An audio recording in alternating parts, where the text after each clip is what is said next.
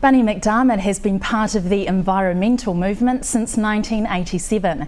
She joined the Greenpeace protest ship Rainbow Warrior as a deckhand.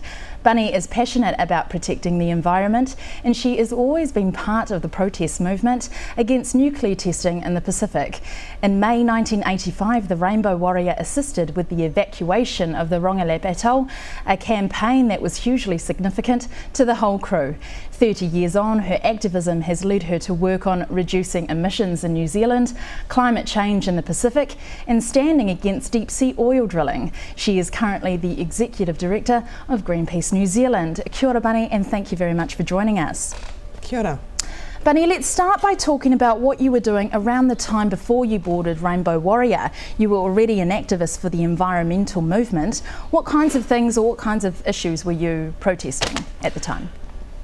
Well, I'm not sure if I would call myself an environmental activist before I joined Greenpeace. I was part of another ship, another boat called Free, and Free was sort of run a bit like a community at sea, and we chose different projects to do, mostly in the social change area. Like we took medical cargo down to Nicaragua, and we took soy technology and technicians down to some parts of the Caribbean, so things like that. Right, so the impression that I get from the crew on board is that you were a group of young, sort of energetic, ready to go sort of attitude. So why did you decide to get on to become part of the crew? How did that come about? Martini, who was the first mate on the Warrior, he had also been on the Free, the ship that we had sailed on before together. So when he joined the Warrior as the first mate, he came to visit us and was telling us about what the Warrior was going to do in the Pacific. And myself and Henk, who is my partner, we got really excited about the story that Martini was telling us and the trip the Warrior was going to do, so we applied to be crew on the Warrior, and we basically jumped ship onto another ship. So did you think you were brave embarking on this journey? No, not at all. No. But it was something that you kind of identified with, so you decided to get involved? I had actually never heard of Greenpeace before Martini talked to me about what they were going to do, what the ship was going to do out in the Pacific.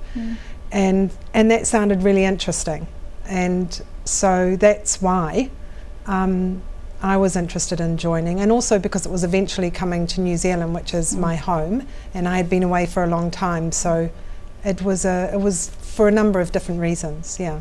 Let's talk about the time that you spent on board. Where did you board the ship? Tell me the details of where you were and how long you spent on board.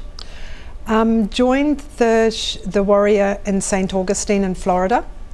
And at that time, the crew on board, and it was mostly just the crew on board with a couple of other really good volunteers, we were turning the ship from a motor vessel into a sailing vessel. So we did that for about 3-4 months, I think. And she turned into a beautiful sailing boat. She was almost made for it. And then from there we left and headed out towards the Pacific. And how long were you on for the whole voyage? The whole voyage until we got to New Zealand, I think, was about 10 months from memory, something like that. That's incredible, yeah. 10 months on that vessel. I understand that there was quite an international crew as well, an international bunch. So what was the morale like between crew members on the ship at the time? It was really good. We were all quite different people, really. I mean, maybe some of us would never have been friends in another life. But the fact that I think that we changed the boat, we did all that work together on the boat, and then we did what we did with the Rongelap community, helping them to relocate. I think that bound us into a really tight crew, a really tight team of people. Yeah. Even just the clips and the photos that are coming out from the time, you can really get the sense of that camaraderie on board. I'm sure you must have so many experiences that you're fond of, but what are some of the key memories that you'll take away on board the ship at the time?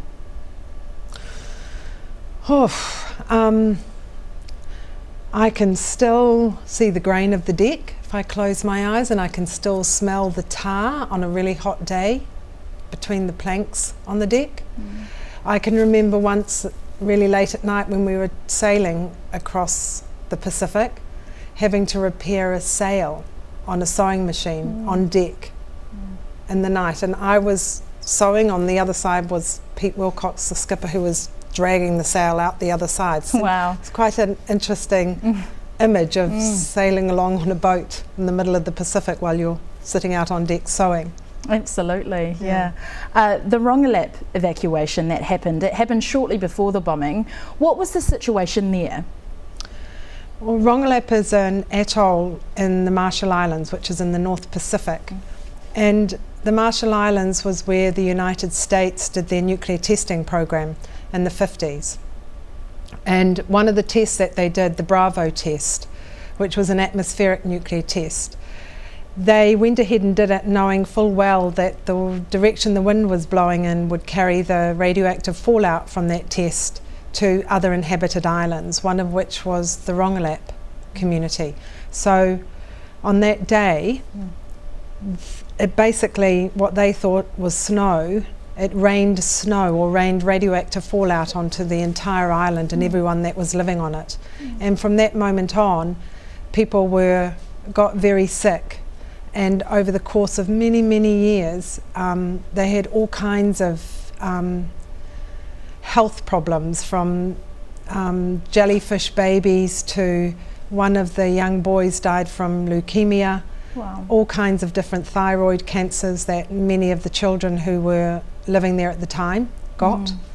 And it radically changed their community as part of the Marshall Islands community too. They became one of the contaminated communities. Sure. So it had a huge impact on their culture, their health, their futures, the way in which they were seen and related to in the rest of the Marshall Islands community. It was really, really huge. Describe some of the scenes that you had from, helping those people evacuate. I mean, I guess they would see you guys as their saviours. Well, maybe some of them. When we arrived in Rongelap Lagoon, it was as if nobody was ready to leave. Yeah. No bags were packed really. And it took another kind of 3 days of their senator, Jet and Angine, talking again with them, going through why it was important to leave and what it meant to move to another community. And I can remember when we did arrive onto the island and they had this welcome for us, mostly the older women who were doing the welcoming. There was a line of the young men sort of further back sitting, and that was the only time, looking at that line of young men sitting on the ground looking at us, that I felt there was any kind of resistance to moving. Yeah. But people packed up everything. They took apart their entire houses, and over the course of I think 11 days and 3 trips backwards and forwards with people on board and all their belongings, we moved them to another island that their senator or their elders had chosen, in another atoll which they thought would be a safe place to move to. Yeah, it's this whole idea of uprooting their whole lives, really. Oh, amazing, yeah, extraordinary. And they did it without any kind of fuss. I mean, nobody threw themselves on the ground and wailed, and but it was sober. It was, people just got on with this massive job of moving a whole community and all their belongings and their really old people and their really young people, and it was, they did it in an incredibly dignified way, really. I mean, it was very quiet. It was moving for us, and like, we didn't stand around going, oh, isn't this terrible, or isn't this... Exactly. So we all just did what we needed to do, really. Sure, yeah. Let's fast forward now to the night of the actual bombing of the Rainbow Warrior. Where were you at the time? I was at home at my parents' place, asleep in bed when it happened. Myself and Henk I had been away from New Zealand for a long time, and we were in New Zealand for 2 weeks before we were leaving for Moruroa. So this was one of the nights that we were going to go and stay at my parents. So we had done that, probably left the ship around 10 o'clock because there had been a birthday celebration for Steve, who was on board Right. So what was Yeah. your reaction when it first happened, because you weren't on board at that time of the night? Shock, really. I mean, it was hard to believe or imagine, or we just left straight away and went down to the harbour, and it wasn't until we saw the ship on its side that you really thought it was real, or really understood that it was real. Tell me about when you kind of clicked that it was more than just like an accident because there were 2 bombs, that it was an actual act of terrorism. Was it after the investigations? No, it was quite soon after. I don't remember the exact. It was like that whole period was such a messy time, really. Yeah. I mean, it was kind of wall-to-wall coverage in New Zealand at that time, and this is pre-internet, pre-mobile phones. So it was on the radio all day long. It was on the TV news at night. It led the TV news for months. It was sort of all around you all the time. So it was quite soon after the actual event that it was very soon after the actual event that it was clear that it was something that was done to us, not something that it happened to the ship itself. And then quite soon after that, where it was clear the French,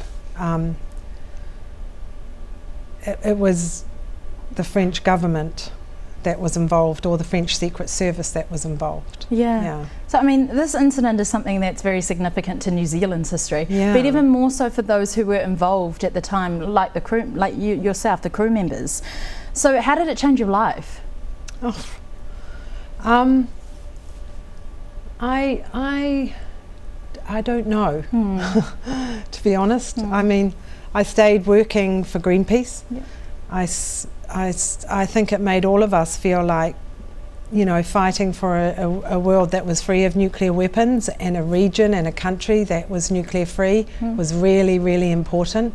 Not only because of the bombing, but because of Rongelap, because of everything that as a crew we'd gone through in terms of, this was about, the whole ship tour was about nuclear issues. So it just reaffirmed how deadly and unnecessary and terrible these weapons of mass destruction were, and they weren't going to make us any more secure. No. In fact, they made us less secure. Sure. So I think in that way it kind of reconfirmed what we were doing was right. But I don't I mean, I just think we were people, it could have been another 12 people, 11 people on that boat who were crew that could have happened to in New Zealand. So it turned us, if you like, into some sort of significant people that just were in this place at that time. So that's a bit of a weird thing to,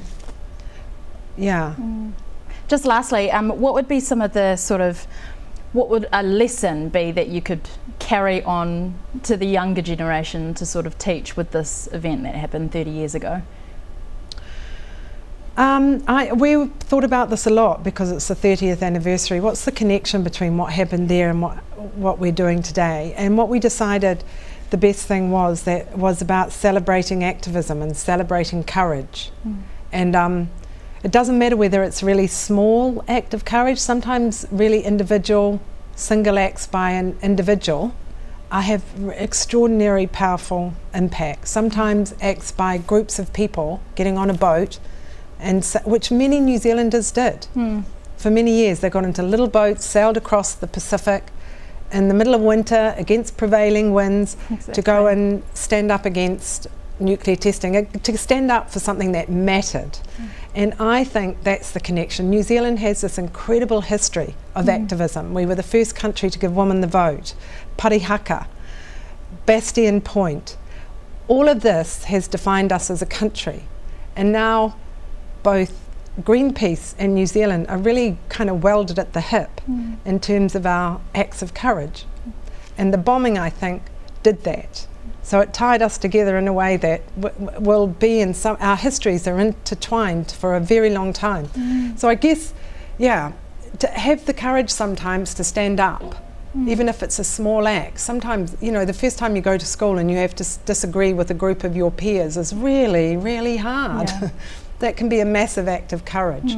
So I think we should celebrate our activism in this country and protect it, because it's what makes us a really healthy society. Yeah. So I think that's a good way to celebrate the 30th. Absolutely, and on that note, thank you very much, Bunny, for joining us. Thank you for sharing your experiences and your expertise with us. Thanks for inviting me.